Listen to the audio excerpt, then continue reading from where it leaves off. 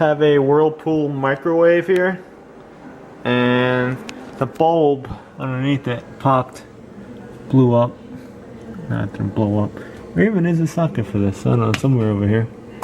Oh, it's over there, I think.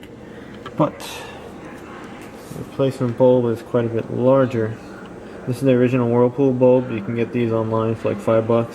This is a bulb I sourced at Home Depot. Philips, made in China, of course, because all their incandescent bulbs went overseas because America's not making them. But Philips, here it is, clear T8 40 watt, because this is a 40 watt bulb. And I hope this thing fits. Alright, this bulb barely fits, but we got it in there. Look at that, works again, cool.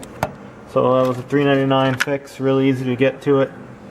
Just take one Phillips screw off on that side, the other side's just a little tab.